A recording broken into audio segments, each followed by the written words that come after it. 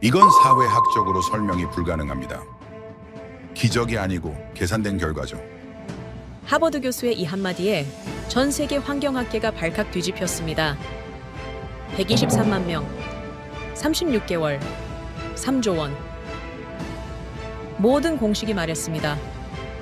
복구까지 최소 100년. 그런데 말입니다. 그 숫자를 단 3년 만에 깨버린 나라가 있었죠. 수치상 불가능이라던 복원이 현실이 된 순간 강대국들은 혼란에 빠졌습니다. 그 나라는 언제나 감정에 휘둘립니다. 한 일본 전문가가 비웃었지만 그 감정이 곧 세계 최고 수준의 체계적 행동력이 되었죠. 그런데 더 충격적인 건 그 누구도 명령하지 않았고 그 누구도 자신을 영웅이라 부르지 않았다는 사실입니다. 도대체 이 나라는 왜 위기 앞에서 더 차분해지는 걸까요?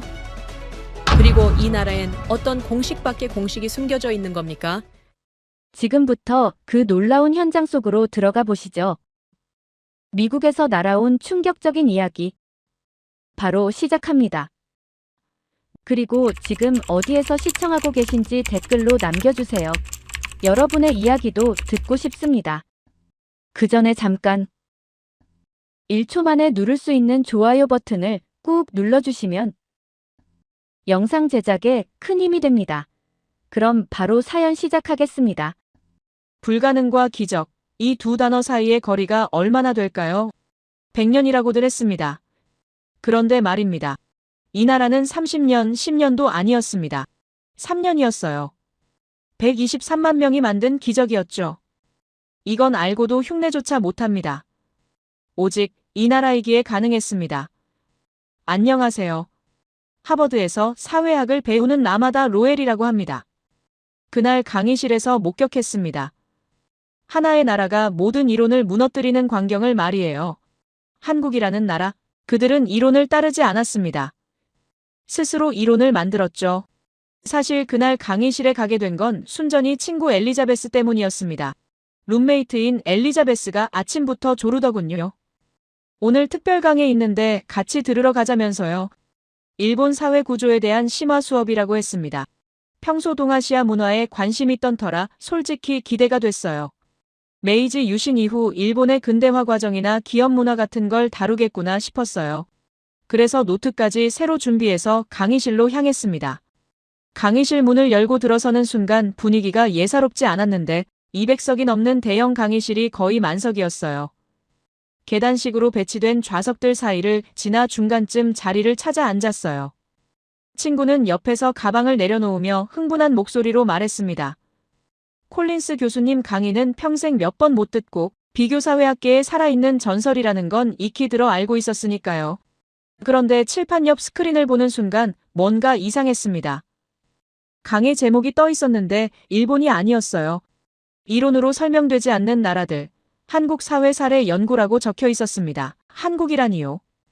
순간 실망감이 확 밀려왔어요. 일본 강의를 기대하고 왔는데 한국이라는 게 좀 김이 샜고 솔직히 그 나라에 대해 아는 게 거의 없었습니다. 최근에 트럼프 대통령이 한국을 방문했다는 뉴스를 본 게 전부였어요.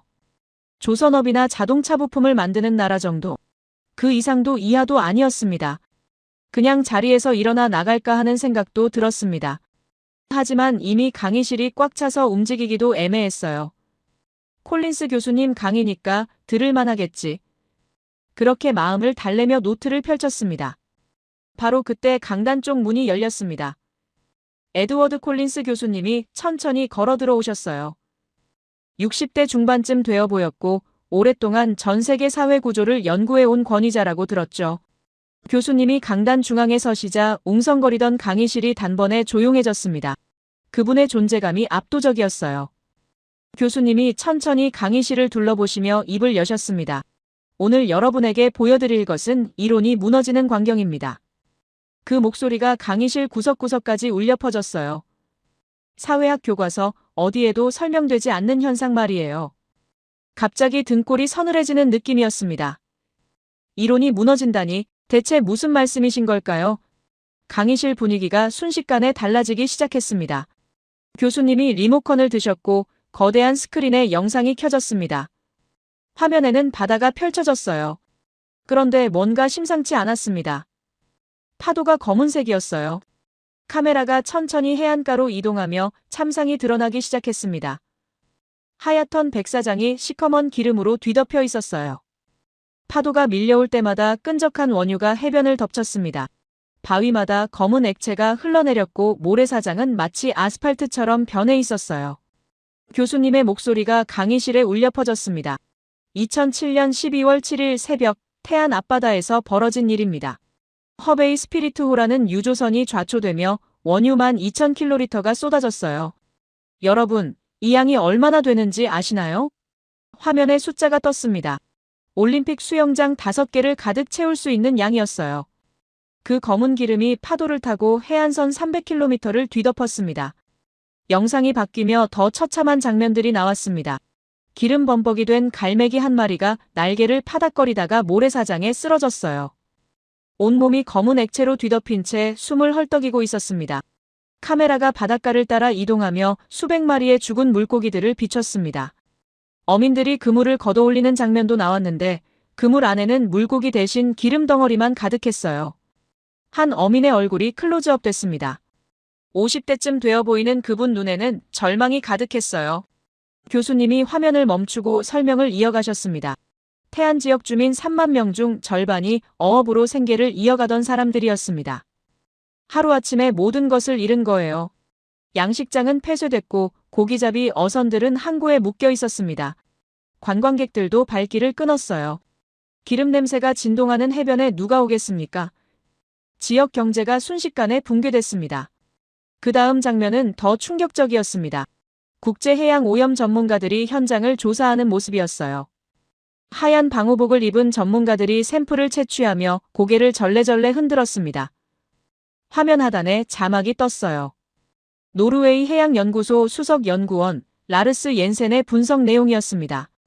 이 정도 규모의 원유 유출은 해양 생태계에 치명적이며 미생물부터 어류까지 먹이사슬 전체가 파괴된다는 내용이었어요. 자연 회복에는 최소 100년이 소요될 것으로 예상된다는 문장이 눈에 들어왔습니다. 100년이라는 단어에 강의실에서 탄식이 흘러나왔습니다. 교수님이 다음 자료를 보여주셨어요. 프랑스 환경공학 연구팀의 보고서였습니다. 원유에 함유된 중금속과 발암물질이 해저 퇴적물에 스며들면 수십 년간 독성이 유지된다는 내용이었어요. 미국 알래스카에서 발생한 엑슨 발대즈호 사고 사례가 나왔습니다. 30년이 지난 당시에도 해변 일부 지역에서는 여전히 기름이 검출되고 있다는 거예요. 태안의 경우 오염 범위가 더 넓기 때문에 회복 기간은 그보다 훨씬 길 것이라는 분석이었습니다. 화면에는 일본 환경청의 분석 자료도 나왔습니다. 생물 다양성 회복까지 고려하면 200년도 부족할 수 있다는 내용이었어요. 갯벌 생태계는 특히 더 취약하며 한번 파괴되면 원상복구가 거의 불가능에 가깝다는 평가였습니다. 자막을 읽으며 마음이 무거워졌습니다. 이건 단순한 환경사고가 아니라 생태계 전체의 죽음을 의미했어요. 교수님이 다시 입을 여셨습니다. 전 세계 전문가들의 의견은 일치했습니다. 태안 앞바다는 끝났다는 거였어요. 복구는 사실상 불가능하며 최선의 방법은 자연이 스스로 치유하기를 기다리는 것뿐이라는 분석이었습니다. 그마저도 100년 이상 걸릴 거라는 게 중론이었어요. 국제해양기구에서도 같은 결론을 내렸습니다. 인간이 할 수 있는 일은 더 이상 없다는 판단이었죠. 영상이 계속 이어졌습니다. 한국 정부의 초기 대응 장면이 나왔어요. 방제선들이 출동해서 오일 펜스를 설치하는 모습이었습니다. 하지만 파도가 거세서 펜스가 계속 파손됐어요. 헬기에서 기름 분해제를 뿌리는 장면도 나왔지만 효과는 미미해 보였습니다. 바다가 너무 넓었고 기름은 이미 해안선 곳곳에 스며들어 있었어요. 한 해양방제 전문가가 카메라 앞에서 인터뷰하는 장면이 나왔습니다. 기계로는 한계가 있으며 바위 틈새나 모래 속 깊은 곳까지는 손을 쓸 방법이 없다는 내용이었어요. 옆자리 제이슨이 작게 중얼거렸습니다. 정말 끔찍하다면서요? 맞았습니다. 끔찍했어요. 화면 속 바다는 생명이 사라진 죽음의 공간처럼 보였습니다. 노트에 몇 자 적으며 생각했습니다. 역시 환경재난은 답이 없구나. 인간이 자연을 파괴하는 건 순식간이지만 회복은 불가능에 가깝다는 걸 또 한 번 확인하는 것 같았어요. 교수님이 영상을 일시 정지하셨습니다. 강의실 조명이 다시 밝아졌어요. 교수님의 표정이 묘하게 변했습니다. 입가에 미소가 살짝 번지고 있었어요. 여러분, 지금까지 본 것이 2007년 12월의 상황입니다. 전 세계가 내린 결론은 명확했어요. 태안 바다는 회복 불가능, 최소 100년은 기다려야 한다. 그게 과학적 판단이었습니다. 교수님이 잠시 말을 멈추셨습니다. 강의실이 숨죽인 듯 조용했어요. 그리고 교수님이 다시 입을 여셨습니다. 그런데 말입니다. 그 목소리 톤이 묘하게 달라져 있었어요. 뭔가 중요한 반전이 올 것 같은 느낌이었습니다. 노트 쥔 손에 힘이 들어갔습니다. 앞으로 몸을 살짝 숙이며 스크린을 응시했어요. 교수님의 다음 말이 궁금해지기 시작했습니다. 100년이라던 그 바다에 대체 무슨 일이 벌어진 걸까요? 교수님의 목소리가 한 옥타브 낮아졌습니다. 목소리가 한 옥타브 낮아졌습니다. 그런데 말입니다. 그 짧은 한마디에 강의실 공기가 달라졌어요. 100년이라던 그 바다에서 정말 놀라운 일이 벌어졌습니다. 스크린이 다시 켜지며 새로운 영상이 재생됐습니다. 같은 태안 해변이었지만 분위기가 완전히 달랐어요. 카메라가 해안선을 따라 천천히 이동하는데 사람들이 보이기 시작했습니다. 수십 명, 수백 명이 아니었어요. 끝없이 이어진 인파였습니다. 화면 속 사람들은 모두 똑같은 자세를 취하고 있었습니다. 쪼그려 앉아서 바위를 닦고 있었어요. 손에 든 건 첨단 장비가 아니었습니다. 그냥 헝겊이었어요. 낡은 수건과 걸레로 바위 하나하나를 문지르고 있었습니다. 카메라가 한 할머니를 클로즈업했어요. 이르는 넘어 보이는 분이었는데 허리를 굽혀 바위 틈새를 닦고 계셨습니다. 손이 시커멓게 변해 있었지만 멈추지 않으셨어요. 교수님이 설명을 시작하셨습니다. 사고 발생 나흘 후인 2007년 12월 11일부터 자원봉사자들이 모이기 시작했습니다. 정부가 부른 것도 아니었고 기업이 동원한 것도 아니었어요. 그냥 왔습니다. 뉴스를 보고 스스로 찾아온 겁니다. 첫날 2,000명으로 시작됐던 숫자가 일주일 만에 3만 명을 넘어섰어요. 한 달 후에는 10만 명이 됐습니다. 숫자가 화면에 떴습니다. 123만 명, 잠깐 123만 명이요. 노트에 그 숫자를 적으며 믿기지 않았습니다. 이건 한 도시 인구가 아니에요. 나라 전체가 움직인 수준이었습니다. 옆자리 제이슨이 작게 휘파람을 불었어요. 미쳤네요. 정말 미쳤다는 표현밖에 안 나왔습니다. 영상이 계속 이어졌습니다. 서울에서 온 대학생들이 보였어요. 부산에서 전세버스를 타고 온 주부들도 있었습니다. 심지어 제주도에서 비행기를 타고 온 사람들까지 있었어요. 한겨울이었습니다. 바닷바람이 얼마나 차가웠겠습니까? 그런데 그 사람들은 추위 따위는 아랑곳하지 않고 바위를 닦고 있었습니다. 카메라가 한 청년을 비췄습니다. 20살쯤 돼 보이는 남학생이었어요. 군복무를 마치고 바로 달려왔다는 자막이 떴습니다. 제대하고 집에도 안 가고 태안으로 왔다는 겁니다. 왜냐고 물으면 뭐라고 대답했을까요? 화면에 인터뷰 내용이 나왔습니다. 우리 바다니까요. 그게 답의 전부였습니다. 교수님의 목소리에 감정이 실리기 시작했습니다.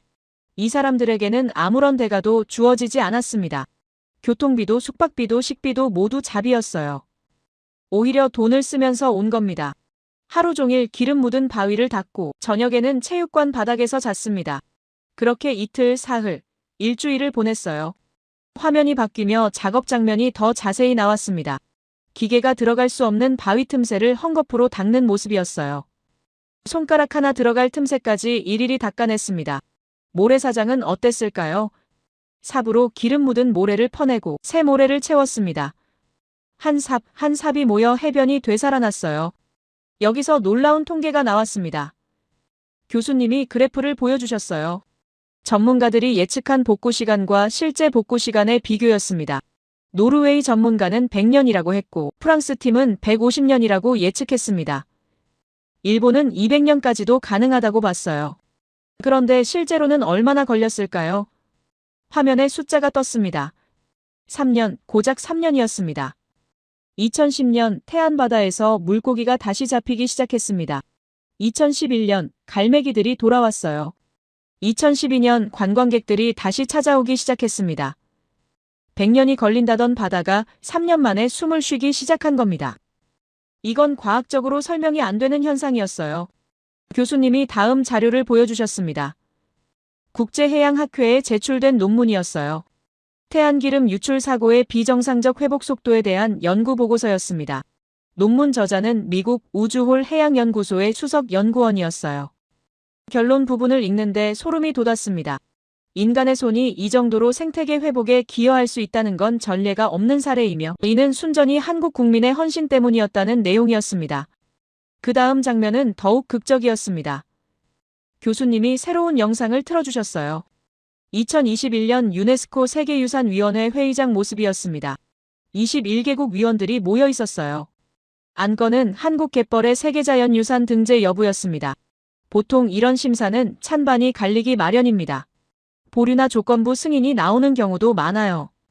그런데 놀라운 일이 벌어졌습니다. 투표 결과가 화면에 떴어요. 21대 0, 만장일치였습니다. 한 명의 반대표도 없었어요. 이건 유네스코 역사상 매우 드문 일이라는 자막이 나왔습니다. 프랑스 위원이 발언하는 장면이 나왔어요. 한국 갯벌은 단순한 자연이 아닙니다. 인간과 자연이 함께 만든 기적이라는 내용이었습니다. 교수님이 설명을 이어가셨습니다. 한국 갯벌이 특별한 이유는 생물 다양성 때문만이 아닙니다. 죽어가던 바다를 국민이 직접 되살렸다는 사실 때문이에요. 태안 사고 이후 한국인들은 갯벌의 가치를 다시 깨달았습니다. 그래서 예전에 개발한다고 메웠던 갯벌을 다시 되돌리기 시작했어요. 화면에 새로운 통계가 나왔습니다. 한국 갯벌이 흡수하는 이산화탄소 양이었어요. 연간 49만 톤, 이게 어느 정도냐면 승용차 20만 대가 1년 동안 내뿜는 배기가스를 통째로 빨아들이는 양이라고 했습니다. 숫자 아래 또 다른 수치가 떴어요. 경제적 가치로 환산하면 연간 18조 원이라는 내용이었습니다. 18조 원, 노트에 그 숫자를 적으며 다시 한번 확인했습니다. 맞았습니다. 18조 원이었어요. 갯벌 하나가 1년에 18조 원어치의 탄소를 먹어치운다는 겁니다. 이건 단순한 자연이 아니었어요. 살아있는 탄소 저장고였습니다. 교수님이 더 놀라운 이야기를 꺼내셨습니다. 그런데 여러분, 더 흥미로운 예측이 있습니다. 화면이 바뀌며 지구본이 나왔어요. 북극 지역이 확대됐습니다. 그린란드였어요. 얼음으로 뒤덮인 거대한 섬이 화면을 채웠습니다. 지금 그린란드 빙하가 역사상 가장 빠른 속도로 녹고 있습니다. 기후학자들의 예측에 따르면 이 추세라면 수십 년 내에 엄청난 양의 얼음이 바다로 흘러들어갈 겁니다. 그렇게 되면 어떻게 될까요? 전 세계 해수면이 최대 6m까지 상승할 수 있다는 시뮬레이션이 나왔습니다. 6m, 이건 재앙입니다. 화면에 동아시아 지도가 나타났어요. 해수면이 6m 오르면 어떻게 되는지 시뮬레이션 결과가 펼쳐졌습니다. 중국 동부 해안이 물에 잠기기 시작했어요. 상하이, 장쑤성, 산둥반도, 베이징 입구인 텐진까지 푸른색으로 변했습니다. 바다에 잠긴다는 뜻이었어요. 교수님의 설명이 이어졌습니다. 중국 동부는 황하가 실어나른 흙이 쌓여 만들어진 평야입니다. 해발 고도가 매우 낮아요. 해수면이 6m만 올라도 한반도 면적만 한 땅이 물에 잠기거나 거대한 습지로 변할 겁니다. 중국에게는 재앙이죠. 그런데 여기서 역설이 시작됩니다. 교수님의 목소리에 묘한 긴장감이 실렸어요. 그 거대한 습지가 서해 바다에는 축복이 될 수 있습니다. 화면에 새로운 그래픽이 나왔습니다. 갯벌의 정화 능력을 보여주는 자료였어요. 서울대학교 연구팀이 마산 봉암 갯벌을 60일 동안 관찰한 결과였습니다. 결과가 놀라웠습니다. 갯벌이 오염된 퇴적물의 독성을 최대 70%까지 스스로 분해했다는 겁니다. 갯벌 속 미생물과 갯지렁이 같은 생물들이 쉴 새 없이 오염 물질을 걸러내며 바다 자정 속도를 2배 가까이 빠르게 만든다는 연구 결과였어요. 교수님이 결론을 내리셨습니다. 만약 중국 쪽의 한반도 면적만 한 초대형 갯벌이 새로 생긴다면 어떻게 될까요? 그게 천년 정화 필터가 됩니다. 중국에서 내려오는 오염 물질을 1차로 걸러주는 거예요. 결과적으로 서해 바다는 전 세계 어디에도 뒤지지 않는 청정 바다로 거듭날 가능성이 있습니다. 머릿속이 복잡해지기 시작했습니다. 그린란드 빙하가 녹으면 중국 해안이 잠기고 거대한 갯벌이 생기며 그게 서해를 정화한다. 이건 마치 도미노처럼 연결된 이야기였어요. 한 나라의 위기가 다른 나라의 기회가 되는 아이러니였습니다. 교수님이 마지막 문장을 던지셨습니다. 100년 걸린다던 바다를 3년 만에 되살린 나라. 123만 명이 자발적으로 움직인 나라. 갯벌 하나로 18조 원의 가치를 만들어내는 나라. 여러분, 이 모든 게 우연일까요? 아니면 그들만의 특별한 무언가가 있는 걸까요? 강의실이 숨죽인 듯 조용했습니다. 노트를 내려다보며 생각했어요. 대체 이 나라는 뭐지? 어떻게 불가능을 가능으로 바꿀 수 있었던 걸까? 옆자리 학생들도 웅성거리기 시작했습니다. 모두가 같은 질문을 하고 있었어요. 한국, 도대체 어떤 나라길래 이런 걸까? 교수님이 스크린을 끄셨습니다. 강의실 조명이 다시 밝아지며 분위기가 바뀌었어요. 그분이 천천히 강단을 거닐며 말씀하셨습니다. 123만 명이 만든 기적, 3년 만에 되살아난 바다. 여러분은 이 현상을 어떻게 설명하시겠습니까? 강의실이 조용했습니다. 아무도 쉽게 답하지 못했어요. 교수님이 다시 입을 여셨습니다. 이 질문에 답하려면 훨씬 과거로 가야 합니다. 태안 사고보다 훨씬 전으로 말이에요. 새로운 영상이 재생됐습니다. 화면에는 서울거리가 펼쳐졌어요. 겨울 아침이었습니다. 시간 표시가 화면 구석에 떴어요. 오전 8시 30분이었습니다. 지하철역 출구에서 사람들이 쏟아져 나오기 시작했습니다. 수백 명이 일정한 간격으로 걸어가고 있었어요. 마치 훈련받은 것처럼 질서정연했습니다. 그런데 뭔가 이상했습니다. 카메라가 천천히 인파를 따라가는데 점점 더 명확해졌어요. 모든 사람이 똑같은 옷을 입고 있었습니다. 검은색 롱패딩이었어요. 남녀노소 할 것 없이 전부 검은 긴 패딩을 입고 있었습니다. 마치 누군가 미리 약속이나 한 것처럼 보였어요. 옆자리 제이슨이 작게 웃었습니다. 완전 유니폼이네요. 다른 학생들도 웃음을 터뜨렸어요. 앞줄에 앉은 여학생이 말했습니다. 개성이라곤 전혀 없는 것 같다면서요. 강의실 분위기가 살짝 들떴습니다. 노트에 적으며 솔직히 동감했어요.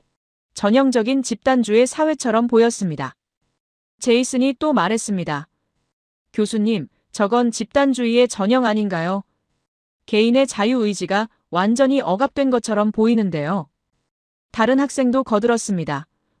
모두가 남 눈치만 보고 똑같이 행동하는 복제 인간 같다면서요. 강의실 곳곳에서 공감하는 소리가 들렸습니다. 한 학생이 더 보탰습니다. 저런 사회에서는 창의성이 나올 수 없을 것 같다면서요. 혁신도 기대하기 어렵고 모든 사람이 틀에 박힌 삶을 산다는 분석이었습니다. 또 다른 학생이 말했습니다. 실리콘밸리에서는 절대 볼 수 없는 광경이라면서요. 여기서는 모든 사람이 자기만의 스타일로 개성을 표현한다는 내용이었어요. 제이슨이 결론을 내렸습니다. 교수님, 저 사람들은 왜 개인이 아니라 집단의 부품으로만 존재하는 건가요? 자기 정체성은 어디에 있는 거죠? 학생들의 웃음소리가 강의실을 채웠습니다. 자유와 개성을 최고 가치로 여기는 미국 대학생들에게는 이해할 수 없는 모습이었을 겁니다. 교수님이 침묵하셨습니다. 학생들의 반응을 지켜보시며 미소를 지으셨어요. 그리고 천천히 일어나시더니 말씀하셨습니다. 목소리가 갑자기 진지해졌어요. 여러분, 지금 표면만 보고 계십니다. 강의실이 조용해지기 시작했습니다. 정말로 저게 개성 없는 복제품들의 행진으로 보이십니까? 학생들이 교수님의 표정 변화를 감지하기 시작했어요. 교수님이 화면을 다시 가리키며 말씀하셨습니다. 제 눈에는 저게 완전히 다르게 보입니다. 언제든 명령 한 번이면 전쟁터로 나갈 준비가 완료된 100만 대군처럼 보이거든요. 강의실에 정적이 흘렀습니다. 100만 대군이라는 표현에 학생들이 당황한 기색이 역력했어요. 교수님이 화면을 멈추시고 설명을 시작하셨습니다. 겉모습만 보시는 것 같습니다. 처음에는 똑같이 생각했어요. 하지만 이건 매우 특별한 현상입니다. 화면이 바뀌며 새로운 영상이 나왔습니다. 중국의 과거 모습이었어요. 1960년대 베이징 거리였습니다. 수만 명의 사람들이 걸어가고 있었습니다. 모두 푸른색 인민복을 입고 있었어요. 문화대혁명 시기라는 자막이 떴습니다. 교수님이 설명하셨습니다. 중국 정부는 부르주아 사치를 없애야 한다며 남녀노소 모두에게 푸른색 중산복만 입게 강요했습니다. 치마를 입거나 화려한 옷을 입으면 홍위병에게 끌려가 구타당했어요. 머리카락이 잘리기도 했습니다. 다음 영상으로 넘어갔습니다. 이번에는 제2차 세계대전 시기 일본이었어요. 1940년 도쿄 거리 모습이 나타났습니다. 모든 남성들이 카키색 국민복을 입고 있었어요. 1940년 일본 제국은 전시 체제를 위해 일반 남성들에게 카키색 국민복 착용을 법으로 의무화했다는 설명이 나왔습니다. 여성들에게는 몸빼를 입혔다는 내용도 있었어요. 교수님의 목소리가 낮아졌습니다. 이 옷을 입히는 순간 민간인은 사라지고 전 국민이 언제든 징집 가능한 병사가 됐습니다. 철저한 통제에 의한 군사화였어요. 강의실 분위기가 완전히 달라졌습니다. 학생들이 한국 영상을 다른 시각으로 보기 시작한 것 같았어요. 교수님이 계속 설명하셨습니다. 서구 언론은 당시 중국 거리를 보고 마치 파란 개미떼가 움직이는 것 같다며 인간성이 상실된 모습이라고 보도했습니다. 잠시 멈추시고 학생들을 바라보셨어요. 하지만 한국의 경우는 아주 독특한 현상입니다. 다시 서울 영상이 나왔습니다. 교수님이 핵심을 짚으셨습니다. 중국은 정부가 강요했고 일본은 법으로 의무화했습니다. 그런데 한국에서는 아무도 강요하지 않았어요. 스스로 선택한 겁니다. 제이슨이 눈을 크게 뜨며 말했습니다. 그럼 더 이상한데요. 왜 한국인들은 굳이 자발적으로 똑같이 입는 건가요? 교수님이 대답하셨습니다. 바로 그겁니다. 이건 누구도 의도하지 않은 자연적인 현상처럼 일어난 일이에요. 화면에 체크리스트가 나타나기 시작했습니다. 첫 번째 항목이 떴어요. 한국인들은 청결에 매우 신경을 많이 씁니다. 검은 옷은 조금 더러워져도 티가 안 나죠. 흰 셔츠에 커피를 쏟으면 바로 눈에 띄지만 검은 옷은 그렇지 않습니다. 두 번째 항목이 나왔습니다. 한국인들은 남의 시선을 매우 신경 씁니다. 빨간 옷을 입으면 눈에 띄죠. 노란 옷을 입어도 마찬가지입니다. 하지만 검은 옷은 어디서든 무난해요. 회사에서도 모임에서도 어떤 상황에서도 실패하지 않는 선택이라는 설명이었습니다. 세 번째 항목이 떴습니다. 기능적 측면에서 패딩은 가장 합리적인 선택입니다. 화면에 겨울 의류들의 비교표가 나왔어요. 모직 코트는 무겁고 비쌉니다. 가죽 재킷은 추위를 막기 어렵죠. 하지만 패딩은 가장 가벼우면서도 가장 따뜻한 옷이에요. 보온이란 기능 면에서 최고의 선택이라는 분석이었습니다. 네 번째 항목까지 나왔습니다. 경제적 합리성입니다. 가격 비교표가 화면에 떴어요. 좋은 모직 코트는 수백만 원입니다. 하지만 패딩은 10만 원대에서도 충분한 품질을 얻을 수 있어요. 게다가 내구성도 뛰어나서 몇 년간 입을 수 있다는 내용이었습니다. 교수님이 핵심을 설명하셨습니다. 결국 5천만 한국인이 각자 이런 합리적 계산을 했습니다. 손가락으로 하나씩 세시며 말씀하셨어요. 더러워도 티 안 나는 옷, 어디서든 무난한 옷, 가장 따뜻한 옷, 가장 경제적인 옷. 결과가 검은색 롱패딩이었던 겁니다. 강의실이 완전히 조용해졌습니다. 교수님의 목소리가 낮아졌어요. 이게 바로 한국 사회의 무서운 점입니다. 그들이 의도하지 않았는데도 결과적으로 하나로 모이게 되는 특수한 사회라는 겁니다. 노트에 빠르게 적기 시작했습니다. 이건 완전히 새로운 관점이었어요. 교수님이 계속 설명하셨습니다. 보통의 국가들이 선호하지 않는 아파트가 한국에서는 최고 선호주택이 되는 것도 같은 원리입니다. 개성 있는 단독주택보다 효율적이고 경제적이고 안전하니까요. 식사 시간에 모두 같은 메뉴를 주문하는 것도 마찬가지입니다.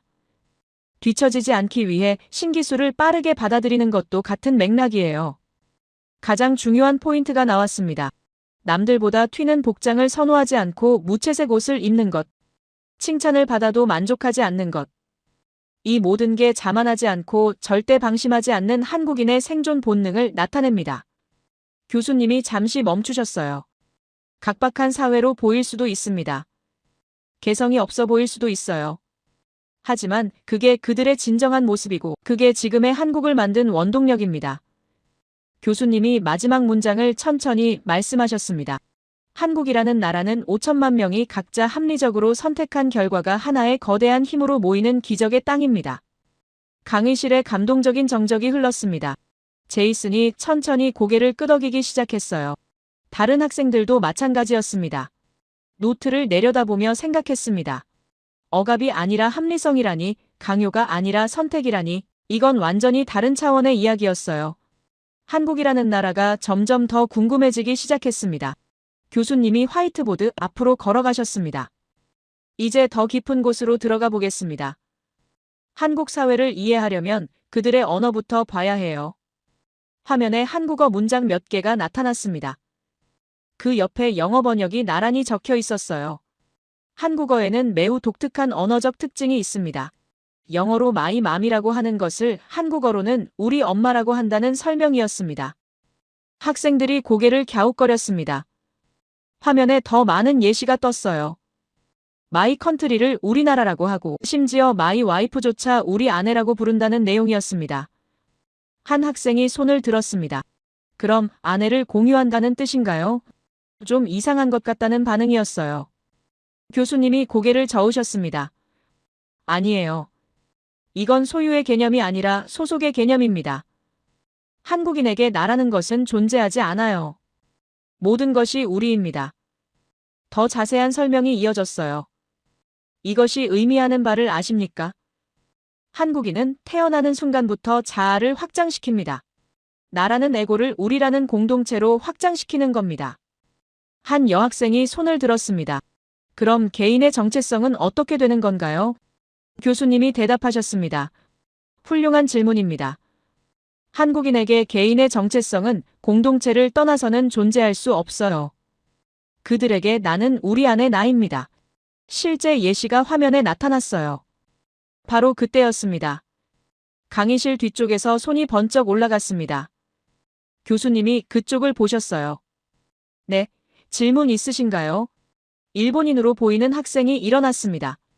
또렷한 영어 발음이었지만 억양에서 일본어 특유의 리듬이 느껴졌어요. 나카토모라고 합니다.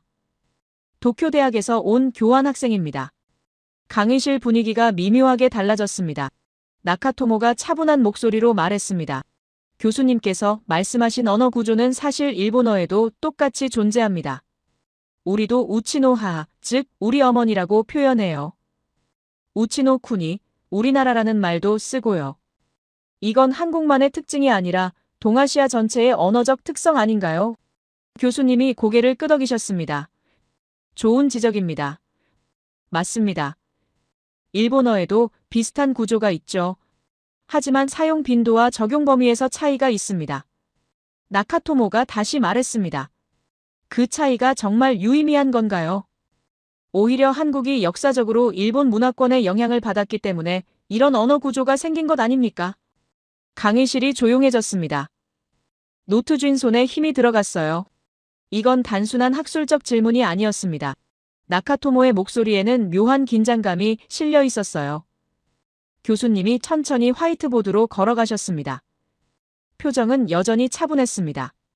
흥미로운 가설입니다. 그런데 역사적 사실을 보면 조금 다릅니다. 화면에 새로운 자료가 나타났어요. 고대 한국어 문헌들이었습니다. 삼국시대 비문과 고려시대 문헌들이 차례로 나왔습니다. 이미 1500년 전 기록에서도 우리라는 표현이 광범위하게 사용됐다는 분석이었어요. 일본의 문화적 영향이 본격화되기 훨씬 이전부터 존재했던 언어 구조라는 설명이었습니다. 나카토모가 다시 손을 들었습니다.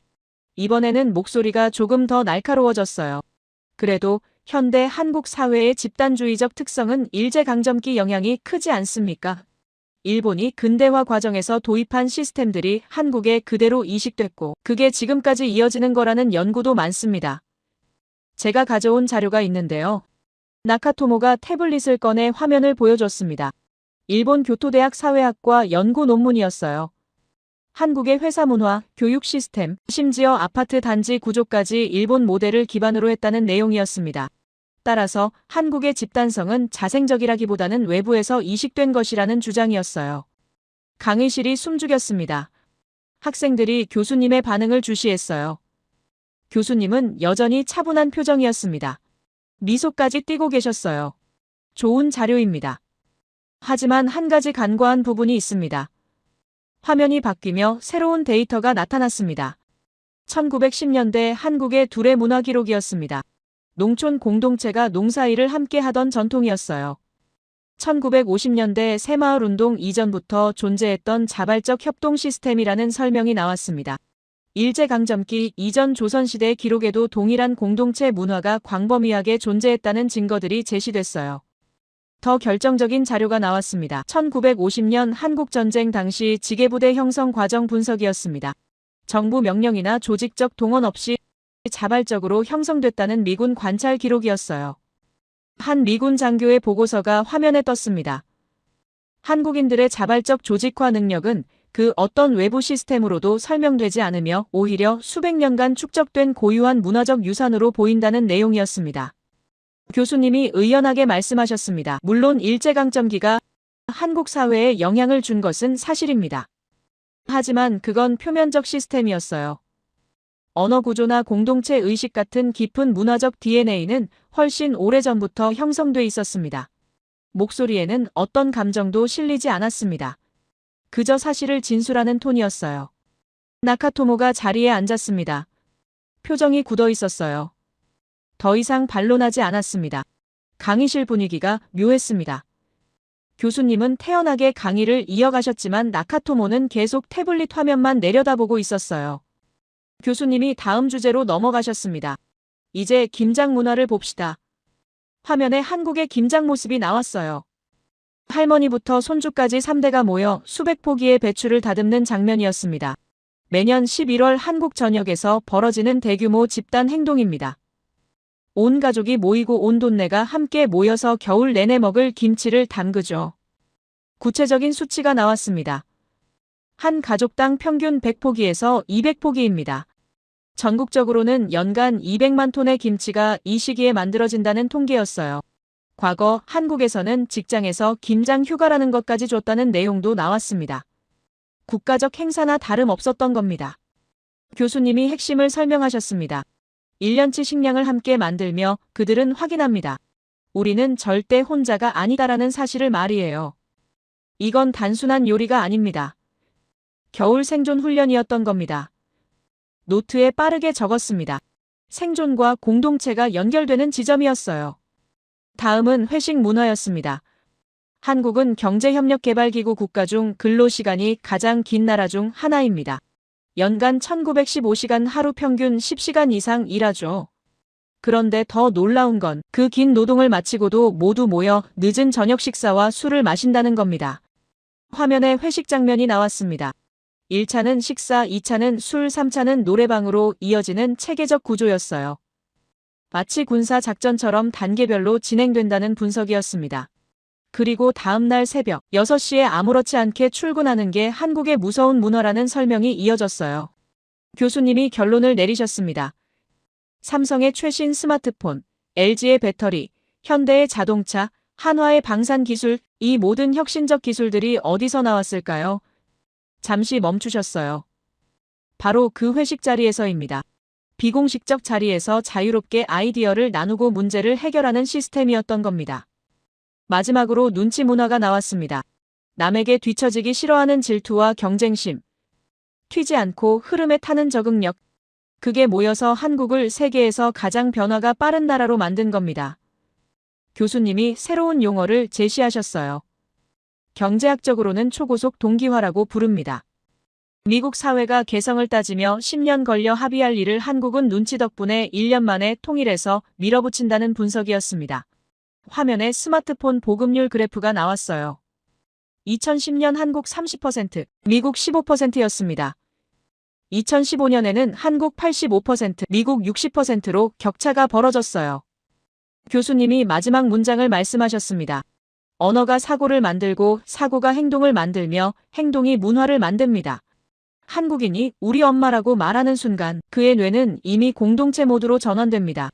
이건 억압이 아니라 선택이고 강요가 아니라 본능입니다. 앞자리를 돌아보니 나카토모가 여전히 고개를 숙이고 있었습니다. 더 이상 질문하지 않았어요. 노트에 적으며 생각했습니다. 언어가 사고를 지배한다는 게 이런 거구나. 효율과 개성이 대립하는 게 아니라 합리적 선택들이 모여 하나의 질서가 되는 거구나. 한국이 점점 더 선명해지기 시작했습니다. 교수님이 화면을 전환하셨습니다. 이제 한국인의 가장 독특한 특성을 보여드리겠습니다. 위기 앞에서 발동되는 집단 본능 말이에요. 화면이 흑백으로 바뀌었습니다. 1950년 6월 25일이라는 자막이 떴어요. 한국전쟁 발발 직후의 모습이었습니다. 카메라가 산길을 따라 이동했습니다. 수십 명의 농민들이 지게를 지고 산을 오르고 있었어요. 등에 진 짐이 사람 키보다 높았습니다. 군수품이었습니다. 탄약 상자, 식량 보급품, 의료품까지 모든 것을 지게에 짊어지고 있었어요. 한여름지는 더위 속에서 땀을 뻘뻘 흘리며 걸어가는 모습이었습니다. 교수님이 설명을 시작하셨습니다. 북한군이 남침했을 때 놀라운 일이 벌어졌습니다. 아무도 시키지 않았는데 전국에서 지게부대가 자발적으로 조직됐어요. 농민들이 자기 소중한 지게를 들고 나와서 군대에 짐을 날랐습니다. 징집 영장이 나온 것도 아니었어요. 정부가 동원한 것도 아니었습니다. 화면 속 한 농민의 얼굴이 클로즈업 됐습니다. 50대쯤 되어 보이는 분이었어요. 얼굴은 땀과 먼지로 범벅이었지만 눈빛만은 흔들리지 않았습니다. 뒤를 돌아보니 제이슨이 이해할 수 없다는 표정을 짓고 있었어요. 작게 속삭였습니다. 군인도 아닌데 왜 전장에 뛰어드는 거죠? 제이슨이 더 강하게 말했습니다. 미국 같으면 나는 민간인이라고 쓴 깃발을 들고 안전지대로 도망쳤을 겁니다. 그게 합리적이잖아요. 내 목숨은 국가의 소유물이 아니니까요. 다른 학생들도 고개를 끄덕였습니다. 서구적 관점에서는 당연한 반응이었어요. 교수님이 깊은 미소를 지으셨습니다. 맞습니다. 개인주의 사회에서는 도망치는 게 가장 똑똑한 선택이죠. 잠시 멈추셨어요. 하지만 한국은 공동체 사회입니다. 화면을 확대해서 보여주셨어요. 그들에게 전쟁은 국가 대 적군의 싸움이 아니었어요. 우리 마을, 우리 이웃 대 파멸의 싸움이었습니다. 핵심 개념이 화면에 떴습니다. 환난상휴, 어려움이 닥치면 서로 돕는다는 뜻이었어요. 이건 법이 아니라 생존 본능이라는 설명이 나왔습니다. 교수님이 계속 말씀하셨습니다. 옆집 김 씨가 총을 들고 나갔는데 뒷집 이 씨가 도망을 간다고요. 한국의 공동체 안에서는 그게 죽음보다 더 부끄러운 일로 여겨집니다. 그래서 그들은 지게를 졌습니다. 누가 시켜서가 아니라 내 이웃이 피를 흘리는데 나만 편할 수 없다는 그 지독한 연대 의식 때문이었어요. 노트를 쥔 손이 떨렸습니다. 이건 계약이 아니라 본능이었어요. 국가와 개인 사이의 계약 관계가 아니라 생존을 위한 집단 본능이었던 겁니다. 화면이 바뀌며 더 최근 사례가 나왔습니다. 1997년 11월이라는 자막이 떴어요. 국제통화기금 외환위기였습니다. 당시 한국 경제가 붕괴 직전이었다는 설명이 나왔습니다. 외환 보유고가 바닥났고 국가부도 위기에 처했어요. 화면에는 은행 앞에 줄을 선 시민들의 모습이 나왔습니다. 그런데 이상했어요. 뭔가를 받으려고 서 있는 게 아니었습니다. 금을 들고 와서 내놓으려고 줄을 선 거였어요. 교수님이 설명하셨습니다. 정부가 금 모으기 운동을 시작했는데 반응이 폭발적이었습니다. 한 학생이 놀란 표정으로 말했습니다. 저 사람들 정말 이상해요. 뭔가 받으려고 줄 서는 게 아니라 주려고 줄을 서고 있잖아요. 교수님이 웃으셨습니다. 맞습니다. 미국에서 사람들이 저렇게 줄 서는 경우는 블랙 프라이데이에 물건을 싸게 사려고 할 때뿐이죠. 하지만 이 사람들은 자기 손해를 보려고 줄을 선 겁니다. 구체적인 장면이 나왔습니다. 1998년 1월 5일 오전 6시부터 은행 앞에 줄이 서기 시작했다는 기록이었어요. 할머니들이 평생 간직해온 금반지를 손에 쥐고 오셨습니다. 화면에는 눈물을 흘리며 금반지를 내놓는 한 할머니의 모습이 나왔어요. 자막이 떴습니다. 이 반지는 시어머니가 물려주신 거예요. 60년간 한 번도 빼본 적이 없는데 하지만 나라가 어려우니 어쩔 수 없죠. 할머니의 손이 떨리고 있었습니다. 60년, 노트에 그 숫자를 적으며 목이 메었어요. 60년간 간직한 추억을 국가에 바치는 겁니다. 교수님이 질문을 던지셨습니다. 정부가 실패한 건데 왜 국민이 희생해야 하는 거죠? 서구적 사고로는 당연한 질문이었습니다. 하지만 한국인들에게는 정부와 국민이 분리된 존재가 아니에요. 정부가 망하면 나도 망하고 나라가 망하면 가족도 망한다고 생각하죠. 비교 분석이 화면에 나왔습니다. 미국인이라면 이렇게 생각할 겁니다. 나는 세금을 냈으니 정부가 알아서 해결해야 한다. 정부가 못하면 정부 탓이다. 하지만 한국인은 다르게 생각해요. 정부도 우리고 나라도 우리고 결국 우리가 해결해야 한다는 의식이었습니다. 1997년 당시 한국인들은 이렇게 생각했다는 분석이 나왔어요. 정부를 욕하고 있을 시간에 우리라도 뭔가 해보자는 마음이었습니다. 그래서 금반지를 뺏어온 겁니다. 더 충격적인 장면이 이어졌어요. 신혼 3개월 된 젊은 부부도 왔습니다. 결혼 반지를 뺏어 가져온 거였어요. 화면 속 부부가 인터뷰하는 장면이 나왔습니다. 신혼여행도 못 갔는데 반지부터 빼는 게 말이 되나요? 하지만 우리라도 나서야죠. 젊은 남편의 목소리가 떨렸지만 결연했습니다. 놀라운 숫자가 화면에 떴어요. 첫날에만 23톤의 금이 모였습니다. 약 40일 만에 227톤이 넘는 금이 쏟아져 들어왔다는 통계였어요. 한 여학생이 감탄하며 말했습니다. 227톤이면 엄청난 양이네요. 교수님이 더 놀라운 사실을 말씀하셨습니다.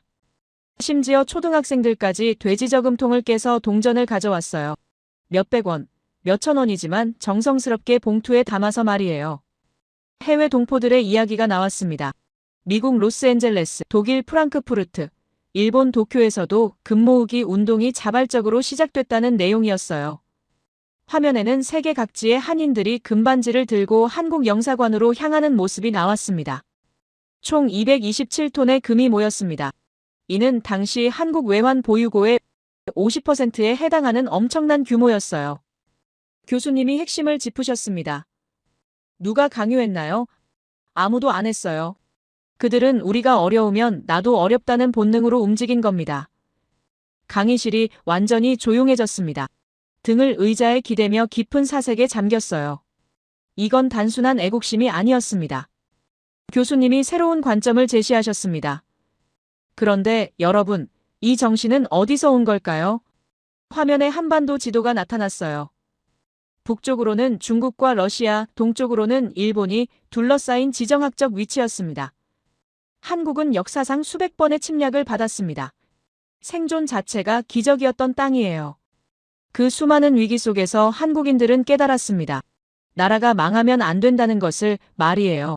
기술이 무너지면 안 되고 꾸준히 성장해야 한다는 절박함이었습니다.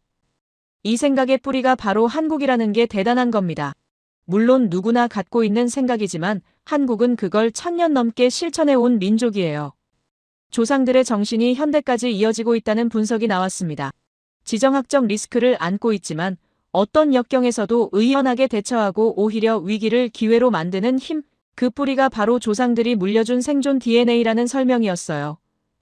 위기가 오면 더욱 강해지고 힘이 배가 되는 민족이라는 결론이었습니다. 교수님이 마지막 문장을 말씀하셨습니다. 그리고 이런 나라가 다른 나라를 위해서도 똑같은 마음으로 움직입니다. 태안 바다를 되살릴 때도 우리 바다라는 마음이었고 지구 환경을 지킬 때도 우리 지구라는 마음이에요. 우리라는 개념이 국경을 넘어 인류 전체로 확장되는 겁니다. 노트에 천천히 적었습니다. 위기 시 더 강해지는 민족, 본능적으로 하나가 되는 사람들, 그리고 그 힘을 인류를 위해 쓰는 나라. 가슴 깊은 곳에서 무언가가 울렸습니다. 이건 이론으로 설명할 수 없는 영역이었어요. 인간 본성의 가장 아름다운 면을 본 것 같았습니다. 교수님이 새로운 자료를 보여주셨습니다. 이제 한국인의 가장 독특한 심리를 봅시다. 화면에 한국 뉴스 기사가 떴어요. 삼성전자 분기 실적 역대 최고 돌파라는 제목이었습니다. 당연히 축하 댓글이 달렸을 거라고 생각했어요. 그런데 화면을 보는 순간 놀랐습니다. 댓글창이 펼쳐졌습니다. 이럴 때일수록 더 노력해야 된다. 아직 한국은 멀었다. 중국이 따라오고 있는데 방심하면 안 된다. 저출산이 오히려 문제다. 긍정적 뉴스인데도 경계를 늦추지 않는 반응들이었어요. 칭찬받는 상황에서도 위기 의식을 드러내는 댓글들이 대부분이었습니다. 교수님이 설명하셨습니다. 지난 3년간 주요 포털 사이트의 경제 관련 기사 댓글 2만 건을 분석했습니다. 화면에 연구 자료가 떴어요. 실제 한국 언론사 기사들을 분석해보면 정말 흥미로운 결과가 나온다는 내용이었습니다. 삼성전자 수출 실적이 신장됐다거나 한국 경제 순위가 올라갔다는 긍정적 기사에는 어떤 댓글이 달릴까요? 더 많은 댓글들이 화면에 나왔습니다. 축하보다는 테슬라를 조심해야 한다. BYD가 무섭다는 반응이 더 많았어요. K-팝이 빌보드 차트에서 1위를 할 때도 마찬가지였습니다. 이건 일시적 현상이다. 서구 시장에서 지속 가능할지 의문이라는 댓글들이었어요. 한 학생이 놀란 표정으로 말했습니다. 정말 자축하지 않네요. 교수님이 대조적인 사례를 보여주셨습니다. 반면 다른 국가에서 한국이나 한국인이 피해를 보는 기사는 어떨까요? 2025년 9월 미국 조지아주에서 벌어진 한국인 대량 구금 사태를 예로 들어보겠습니다. 구체적인 설명이 이어졌어요. 현대차와 LG에너지솔루션이 합작으로 건설 중인 배터리 공장에 미국 이민 당국이 급습했습니다. 헬기와 드론까지 동원해서 500여 명의 요원이 들이닥쳐 한국인 300여 명을 포함해 총 475명을 체포했다는 내용이었어요. 화면에는 수갑에 묶인 채 구금 시설로 끌려가는 한국인들의 모습이 나왔습니다. 당시 한국 언론 기사 댓글 반응은 완전히 달랐어요. 정부가 최선을 다했을 것이다. 현지 상황이 복잡해서 어쩔 수 없었다. 우리 국민들 무사히 돌아와서 다행이다. 미국이 너무했다는 반응들이었습니다. 일본과의 독도 분쟁 기사는 더 극명했습니다. 일본이 독도 영유권을 주장하는 기사가 나올 때마다 한국 네티즌들은 일사불란하게 단결한다는 분석이 나왔어요. 역사 왜곡을 중단하라. 독도는 우리 땅이다. 일본의 제국주의 야욕을 경계해야 한다는 댓글들이 폭발적으로 달린다는 내용이었습니다. 한 학생이 감탄했습니다. 정말 극명하게 다르네요. 교수님이 핵심을 설명하셨습니다. 칭찬받을 때는 경계하고 공격받을 때는 단결하는 겁니다. 이건 단순한 겸손이 아니에요. 전략적 사고 방식입니다. 성공했을 때 방심하면 언제든 추락할 수 있다는 위기 의식, 그리고 외부 공격에는 무조건 단결해서 맞서야 한다는 생존 본능이죠. 놀라운 통계가 제시됐습니다. 이런 반응 패턴은 95% 이상의 일관성을 보인다는 연구 결과였어요. 개인차가 거의 없다는 뜻이었습니다. 이것이 바로 집단 지성의 무서운 면이라는 설명이 나왔어요. 미국인들과 정반대입니다. 미국인은 칭찬을 들으면 더 자신감을 가져요. 하지만 한국인은 칭찬을 들으면 불안해합니다. 한 여학생이 고개를 갸웃거렸어요. 왜 불안해하는 건가요? 교수님이 대답하셨습니다. 그들은 본능적으로 알아요. 칭찬에 취해 샴페인을 터뜨리는 순간 몰락한다는 것을 말이죠. 자기 비판이야말로 한국을 멈추지 않게 만드는 최고의 엔진이라는 분석이었습니다. 구체적인 기업 사례가 나왔습니다. 삼성이 반도체 1위가 됐을 때 축배를 든 게 아니라 더 큰 투자를 했다는 내용이었어요. 현대차가 세계 5위 자동차 회사가 됐을 때도 위기의식을 더 키웠습니다. LG가 배터리 세계 2위가 됐을 때는 1위가 될 때까지는 방심하면 안 된다는 경영 방침을 세웠다는 기록이 나왔어요. 교수님이 강조하셨습니다. 다른 나라들이 성과에 만족할 때 한국은 다음 목표를 향해 달려가고 있어요. 영원히 만족하지 않는 헝그리 정신, 이것이 바로 한국인의 무기입니다. 고개를 끄덕이며 노트에 적었습니다. 자만하지 않는 1등이 가장 무섭다는 생각이 들었어요. 화면이 바뀌며 새로운 주제가 나왔습니다. 그런데 여러분, 이런 정신이 어디서 온 걸까요? 교수님이 질문을 던지셨어요. 바로 그 수많은 위기 경험에서 왔습니다. 일제강점기, 한국전쟁, 국제통화기금 위기, 이 모든 절망적 순간들이 한국을 더욱 강하게 만들었어요.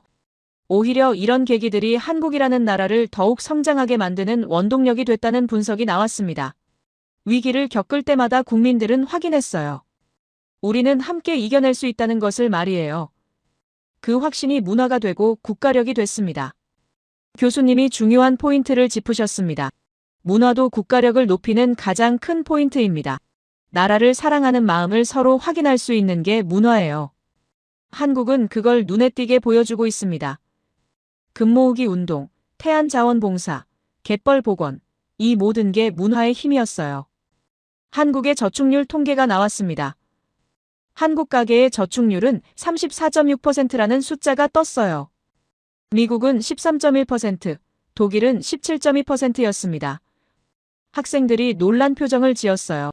더 놀라운 건 이들이 왜 저축하는지를 알면 이해하게 될 거라는 설명이 나왔습니다. 한국인들의 인생 계획이 화면에 펼쳐졌습니다. 20대엔 취업 준비, 30대엔 결혼 자금, 40대엔 내 집 마련, 50대엔 자녀 교육비, 60대엔 노후 자금, 모든 게 미리 계획되어 있다는 내용이었어요.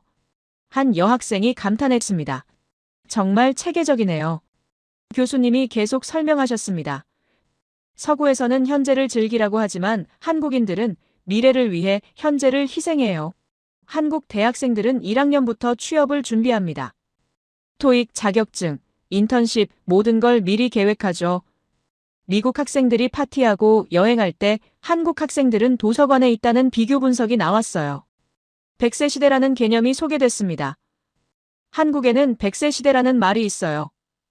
100살까지 살 거라고 가정하고 인생을 설계하는 겁니다. 한국인들의 투자 패턴이 화면에 나왔습니다. 부동산, 주식, 교육, 보험, 모든 투자가 장기적 관점에서 이루어진다는 분석이었어요. 단기 수익보다는 10년, 20년 후를 보고 투자하죠.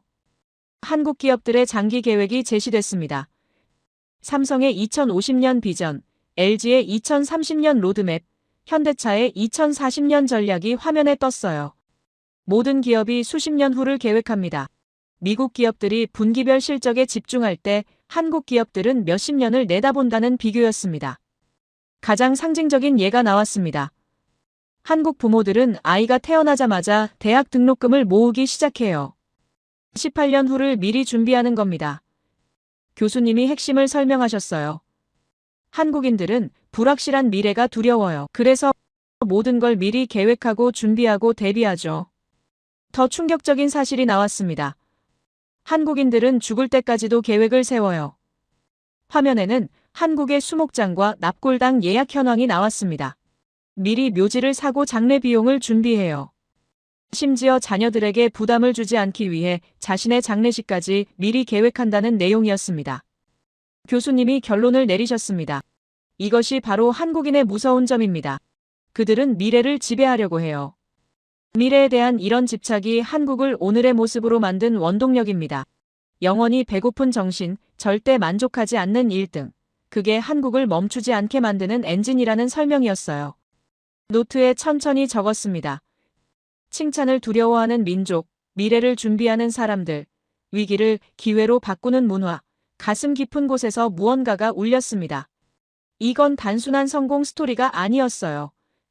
생존을 위한 필사적인 몸부림이 문화가 되고 그 문화가 국가를 만든 이야기였습니다. 한국이라는 나라가 점점 더 선명해졌어요. 교수님이 천천히 강단을 거니셨습니다. 이제 모든 것을 연결해 보겠습니다. 화면이 다시 켜졌어요. 태안 앞바다였습니다. 처음 봤던 그 검은 기름 바다가 아니었어요. 푸른 파도가 일렁이는 깨끗한 바다였습니다. 2023년 현재 태안 해변이라는 자막이 떴어요. 물고기들이 뛰어오르고 갈매기들이 날아다니는 모습이었습니다. 교수님의 목소리가 강의실에 울려 퍼졌습니다. 100년이 걸린다던 바다가 3년 만에 되살아났습니다. 123만 명이 만든 기적이었어요. 이제 여러분은 이 숫자가 이해되시나요? 강의실이 조용했습니다. 모두가 화면을 응시하고 있었어요. 앞으로 몸을 숙이며 집중했습니다.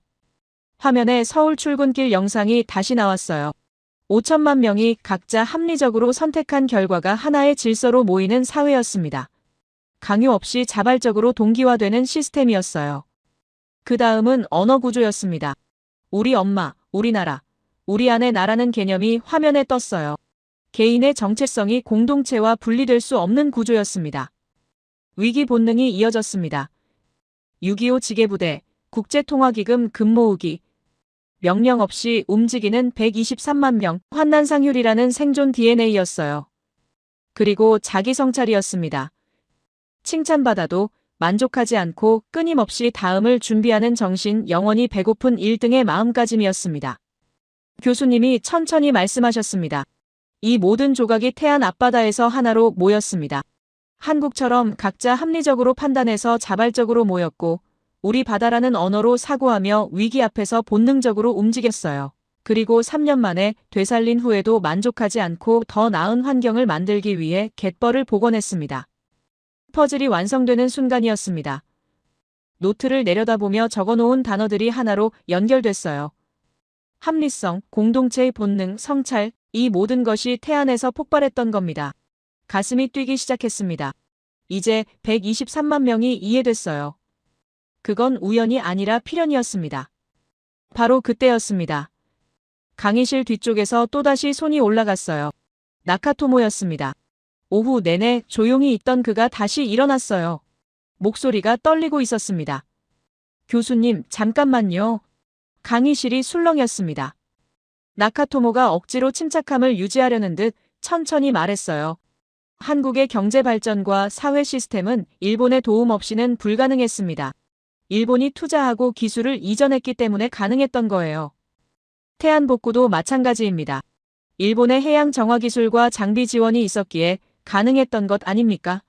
한국 혼자 힘으로 한 것처럼 포장하는 건 역사 왜곡입니다. 강의실 분위기가 얼어붙었습니다. 학생들이 웅성거리기 시작했어요. 나카토모가 계속 말했습니다. 제가 가져온 자료를 보시죠. 태블릿을 들어 올렸어요. 일본 외무성 공식 기록입니다. 1997년 국제통화기금 위기 때도 일본이 100억 달러를 지원했고 2007년 태안 사고 때도 일본 해상보안청이 방제 장비를 제공했다는 내용이었습니다. 교수님이 잠시 침묵하셨습니다. 표정은 여전히 차분했어요. 좋은 지적입니다. 사실 확인을 해보죠. 화면이 바뀌며 새로운 자료가 나타났습니다. 태안기름 유출 사고 당시 국제 지원 내역이었어요. 일본뿐만 아니라 미국, 프랑스, 독일, 중국에서도 지원이 왔다는 기록이 떴습니다. 하지만 결정적인 차이가 있었습니다. 교수님이 구체적인 수치를 보여주셨어요. 외국 지원 장비로 처리된 기름은 전체의 15%였습니다. 나머지 85%는 순전히 123만 명의 손으로 닦아낸 거예요. 기계가 들어갈 수 없는 바위 틈새, 모래 속 깊은 곳까지 사람이 직접 닦았습니다. 더 결정적인 자료가 나왔습니다. 국제해양학회에 제출된 논문이었어요. 태안복구의 핵심 성공 요인은 기술이나 장비가 아니라 전례 없는 규모의 자발적 인력 동원이었다는 결론이었습니다. 노르웨이 해양연구소 수석 연구원의 평가가 화면에 떴어요. 어떤 선진국도 이 정도 규모의 자원봉사를 조직할 수 없다. 이는 한국 고유의 문화적 역량이라는 내용이었습니다. 교수님이 의연하게 말씀하셨습니다. 물론 국제사회의 도움은 있었습니다. 하지만 기적을 만든 건 기술이 아니라 사람이었어요. 123만 명의 헌신이었습니다. 나카토모가 자리에 앉았습니다. 얼굴이 붉어져 있었어요. 더 이상 말하지 않았습니다. 교수님이 강의를 이어가셨습니다. 여러분, 이제 핵심을 말씀드리겠습니다. 한국은 시스템과 영혼이 동시에 작동하는 유일한 문명입니다.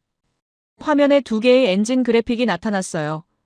하나는 기술과 효율의 시스템 엔진이었고 다른 하나는 공동체와 헌신의 영혼 엔진이었습니다. 서구 사회는 시스템 엔진만 발달했어요. 합리적이고 효율적이지만 위기 때 개인이 흩어집니다. 반대로 전통 사회는 영혼 엔진만 있었죠.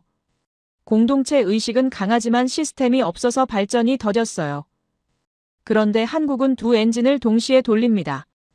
평소에는 합리적 개인으로 움직이다가 위기 때는 하나의 유기체처럼 작동하는 겁니다.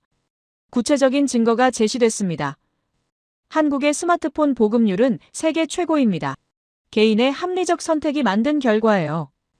동시에 국제통화기금 위기 때 금모으기 참여율도 세계 최고였습니다. 공동체 정신이 만든 기적이었어요. 이 두 가지가 한 나라에서 동시에 나타나는 건 한국밖에 없다는 분석이었습니다. 교수님이 목소리를 높이셨습니다. 한국은 조용히 세상을 바꿉니다. 말로 하지 않고 행동으로 보여줘요. 태안 바다를 되살렸고 갯벌을 복원했으며 유네스코 세계유산을 만들었습니다. 변화를 직접 몸으로 보여주는 나라예요. 명확한 성격을 가진 민족입니다. 위기가 오면 더 강해지고 성공하면 더 겸손해지죠. 핵심 메시지가 화면에 떴습니다. 나라가 있어야 국민이 있다는 문장이었어요. 한국인들은 이걸 본능적으로 압니다. 정부가 망하면 나도 망하고 나라가 무너지면 가족도 무너진다는 걸 알아요. 그래서 위기 때 달려드는 겁니다. 개인의 생존이 곧 공동체의 생존이라는 걸 깨달았기 때문입니다. 교수님이 마지막 문장을 말씀하셨습니다. 결국 모두가 원하는 건 같이 성장입니다. 혼자 잘 사는 게 아니라 함께 살아남는 거예요. 한국인들은 이걸 1000년 넘게 실천해 왔습니다. 6.25 전쟁 때 지게를 진 농민들, 국제통화기금 위기 때 금반지를 뺀 할머니들, 태안 바다를 닦은 123만 명 모두 같은 마음이었어요. 우리가 함께 살아야 한다는 마음이었습니다. 화면에 다시 태안 바다가 나타났습니다. 푸른 파도가 햇살에 반짝이고 있었어요. 아이들이 백사장에서 뛰어놀고 있었습니다. 어민들이 그물을 거두며 웃고 있었어요. 3년 전만 해도 죽음의 바다였던 곳이 지금은 생명으로 가득했습니다. 눈빛이 달라지는 걸 느꼈습니다. 가슴이 뜨거워졌어요. 이건 단순한 환경복구가 아니었습니다. 한 민족의 정체성이 만든 기적이었어요. 시스템과 영혼, 합리성과 헌신, 개인과 공동체, 이 모든 모순이 한국에서는 모순이 아니었습니다. 완벽한 조화였어요. 노트에 천천히 적었습니다. 기술과 정신의 이중 엔진, 시스템과 영혼의 융합, 조용히 세상을 바꾸는 민족. 손이 떨렸습니다. 이제 완전히 이해했어요. 한국은 이론으로 설명할 수 없는 나라가 아니었습니다. 한국 자체가 새로운 이론이었던 겁니다. 인류가 도달할 수 있는 문명의 다음 단계였어요. 교수님이 천천히 강단 중앙으로 걸어가셨습니다. 마지막 슬라이드가 화면에 떴어요. 아무 글자도 없었습니다. 그저 푸른 태안 바다 사진 하나뿐이었어요. 강의실이 숨죽인 듯 조용했습니다. 교수님이 학생들을 천천히 둘러보시며 입을 여셨습니다. 여러분, 오늘 우리는 하나의 나라를 봤습니다. 하지만 그건 단순한 국가가 아니었어요. 한국은 모든 사회학 이론을 무너뜨립니다. 개인주의와 집단주의의 이분법을 거부하고 효율과 헌신을 동시에 달성하며 합리성과 본능을 하나로 융합시킨 문명입니다. 교수님의 목소리가 강의실 구석구석까지 울려 퍼졌어요. 우리라는 이름으로 시작된 이야기가 123만 명의 기적으로 완성됐습니다. 이건 우연이 아니에요. 1000년 넘게 축적된 문화적 DNA가 만든 필연이었습니다. 5천만 명이 각자 합리적으로 선택했는데 결과는 완벽한 조화였어요. 언어가 사고를 만들고 사고가 본능을 만들며 본능이 기적을 만들었습니다. 우리 엄마라고 말하는 순간 뇌가 공동체 모드로 전환되고 위기가 오면 명령 없이 달려가며 성공해도 만족하지 않고 다음을 준비하는 민족입니다. 이게 바로 한국입니다. 교수님이 잠시 멈추셨습니다. 깊은 숨을 들이쉬시는 게 보였어요. 제가 50년 넘게 전 세계를 연구했지만 이런 나라는 처음입니다. 시스템과 영혼이 동시에 작동하고 기술과 정신이 함께 발전하며 개인과 공동체가 모순 없이 공존하는 유일한 문명이에요. 한국은 인류가 도달할 수 있는 다음 단계를 보여주고 있습니다. 강의실 여기저기서 박수가 터져나오기 시작했습니다. 처음엔 듬성듬성했던 박수가 점점 커졌어요. 앞줄 학생들이 일어섰고 뒷줄까지 일어나기 시작했습니다. 제이슨도 일어나 박수를 쳤어요. 나카토모는 자리에 앉은 채 고개를 숙이고 있었습니다. 강의실 전체가 기립박수로 가득 찼어요. 교수님이 고개를 숙여 인사하셨습니다. 오늘 강의는 여기까지입니다. 한국이라는 나라를 기억하십시오. 그들은 말이 아니라 행동으로 세상을 바꾸는 민족입니다. 조용히 하지만 확실하게 말이에요. 학생들의 박수가 더욱 커졌습니다. 노트를 천천히 덮었습니다. 마지막 페이지에 한 줄을 적었어요. 한국, 인간이 만든 가장 완전한 시스템. 손이 떨렸습니다. 이건 단순한 강의 노트가 아니었어요. 한 문명을 목격한 기록이었습니다. 학생들이 하나둘씩 자리에서 일어나기 시작했습니다. 제이슨이 옆에서 말했어요. 정말 대단한 강의였다면서 완전히 생각이 바뀌었다는 표정이었습니다. 고개를 끄덕이며 가방을 챙겼어요. 하지만 바로 일어나지 못했습니다. 뭔가 더 생각하고 싶었어요. 강의실이 서서히 비어갔습니다. 교수님도 자료를 정리하고 계셨어요. 천천히 일어나 복도로 향했습니다. 샌더스 홀의 긴 복도를 걸으며 창밖을 바라봤어요. 하버드 캠퍼스에 석양이 지고 있었습니다. 붉은 노을이 건물들을 물들이고 있었어요. 복도 벤치에 앉았습니다. 노트를 다시 펼쳤어요. 첫 페이지부터 천천히 넘기기 시작했습니다. 검은 롱패딩, 우리 엄마, 지게부대, 금모으기 227톤, 123만 명, 태안 바다, 모든 단어가 연결되기 시작했어요. 마치 퍼즐의 마지막 조각이 맞춰지는 것 같았습니다. 문득 깨달았습니다. 한국은 힘을 과시하지 않는다는 걸 말이에요. 군사력이나 경제력을 자랑하지 않았습니다. 대신 조용히 바다를 되살렸고 갯벌을 복원했으며 123만 명을 자발적으로 모았어요. 눈에 보이지 않는 힘이었습니다. 그런데 그게 더 강했어요. 보이지 않는 힘이 가장 무서운 법입니다. 총이나 탱크는 눈에 보이지만 국민의 마음은 보이지 않아요. 기술은 측정할 수 있지만 헌신은 측정할 수 없습니다. 한국이 가진 건 바로 그 보이지 않는 힘이었어요.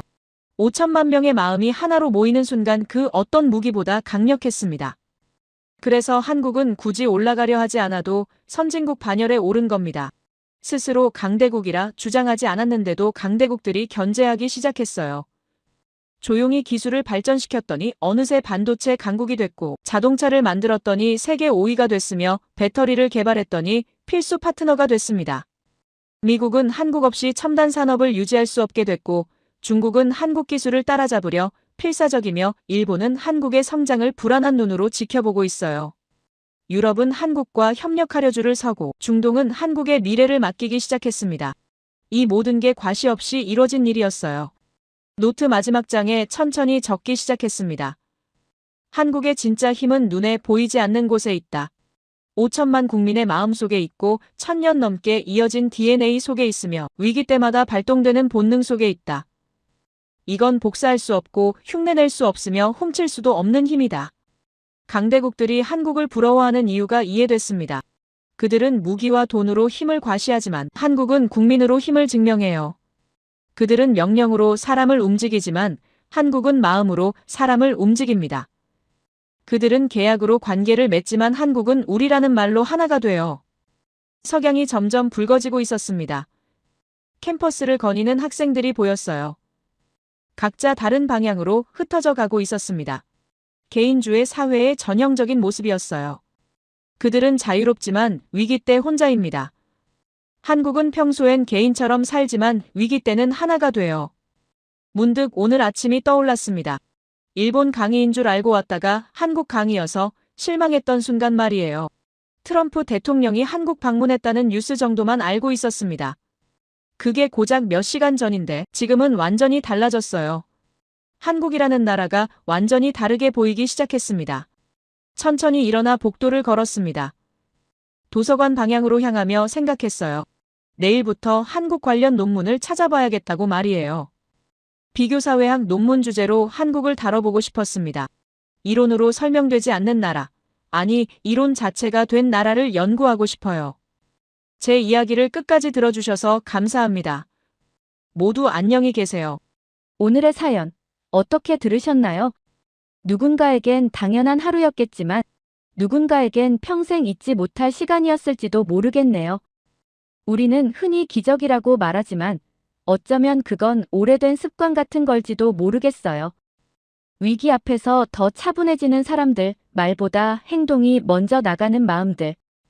그게 바로 이 땅이 지켜온 힘이 아닐까 싶네요. 정답이 있는 이야기는 아닙니다. 다만 한 번쯤은 이런 생각이 들죠. 우린 지금 얼마나 서로를 믿고 있는 걸까? 여러분의 생각을 아래 댓글에 남겨주세요. 그리고 감동적인 사연을 주변 사람들과 공유하고 함께 이야기 나눠보세요. 마지막으로 1초밖에 걸리지 않는 구독과 좋아요, 알림 설정은 영상 제작에 큰 힘이 됩니다. 지금까지 감동을 담아 여러분께 진심을 전하는 감동담기였습니다. 오늘 하루도 행복한 하루 보내세요.